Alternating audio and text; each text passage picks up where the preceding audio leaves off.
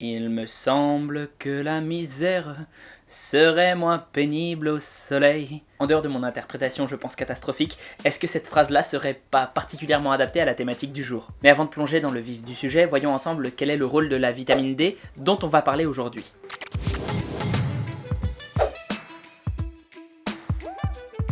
Son action se situe principalement au niveau des os et de la fixation du calcium. Ses effets sont variables selon les individus, mais ce qu'il faut retenir c'est que si on n'en a pas, on risque d'avoir des os moins solides. Ainsi, sa carence extrême provoque des maladies telles que le rachitisme et l'ostéomalacie. En voyant ces images, je suppose que tu te rends compte que ce n'est pas le top. En revanche, il ne faut pas non plus penser que c'est la panacée et sans gaver, car trop de vitamine D ça peut induire entre autres une calcification de certaines zones qui n'étaient pas destinées à être calcifiées au départ, telles que des tendons inflammés, mais je reviendrai plus en détail un peu plus tard dans la vidéo sur ses effets négatifs. Ce qui nous intéresse aujourd'hui, c'est son incidence sur le sport, et il y en a deux majoritairement. Déjà, certaines études nous ont montré qu'être en carence de vitamine D, soit en dessous de 25 nanomoles par litre de sang, avait un impact négatif non négligeable sur les performances de force et de puissance. Mais la deuxième chose qui nous intéresse, c'est que la vitamine D aurait aussi pour propriété, selon une étude récente, de nous prévenir des blessures. Pas toutes les blessures, principalement celles liées aux os évidemment. Ainsi, on a pu constater chez des danseurs d'opéra carencés une bien plus faible occurrence des blessures dans le groupe ayant corrigé le tir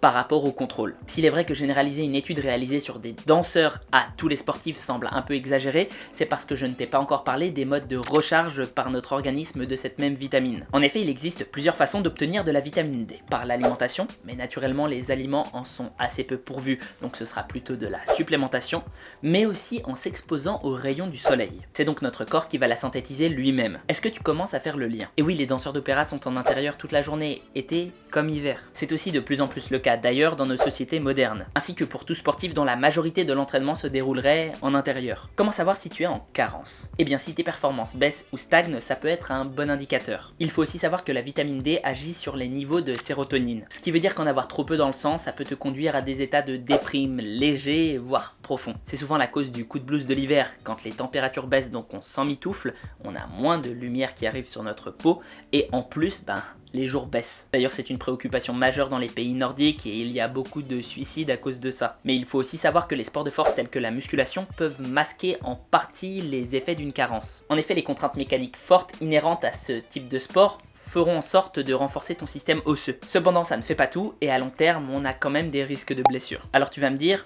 il suffit de prendre de la vitamine D dès qu'on est en hiver et puis voilà. Oui, mais non, parce qu'en fait c'est une vitamine liposoluble. En gros, elle se dissout dans la graisse et reste emprisonnée dans cette dernière. L'avantage, c'est qu'on peut en faire des stocks conséquents. L'inconvénient, c'est qu'on peut en faire des surdoses. Enfin ça, c'est uniquement si on la consomme par voie orale ou même qu'on se l'injecte, parce que si jamais c'est la lumière du soleil, ce qui est bien fait, c'est que cette même lumière pourra supprimer les stocks qu'on a en trop. En gros, si t'en as trop pris, le soleil la crame. Un point qui n'est pas souvent évoqué sur tous les sites qui me servent de source, c'est que selon l'ethnie à laquelle tu appartiens, tes besoins en vitamine D peuvent varier. On sait par exemple que les roux peuvent synthétiser leur propre vitamine D bien plus facilement et avec bien moins de soleil, voire pas du tout. Ce qui explique la forte concentration de ces personnes dans les terres du Nord. Bon, en contrepartie, ils risquent bien plus facilement d'avoir un cancer de la peau s'ils sont trop exposés au soleil.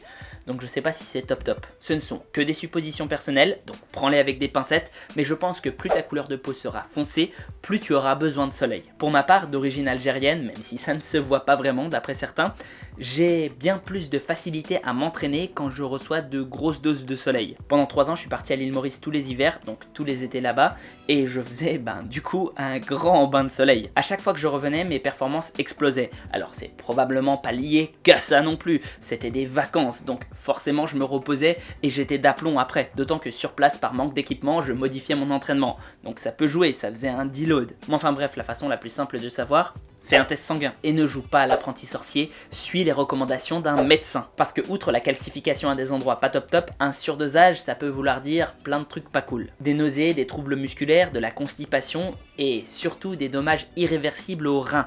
Et les reins, c'est requis quand tu veux digérer des protéines.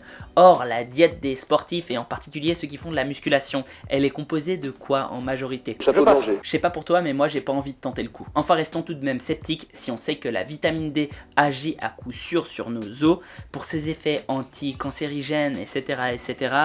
Rien n'est moins sûr. Quand on voit comment l'industrie s'est emparée du phénomène, ça m'étonnerait pas que certaines études aient été financées pour qu'on trouve ce type de résultat. Je ne vais pas rentrer dans les détails ici, ça n'est pas le sujet de la vidéo, mais je te laisse un lien en description pour que tu puisses te rendre compte par toi-même. De toute façon, au niveau des études de façon générale, il faut toujours se demander à qui profiteraient les résultats et ajuster sa crédulité en fonction. Sur ce, prends soin de toi et à la prochaine. Toi, tu consommes de la vitamine D? Si oui, comment? À quelle fréquence?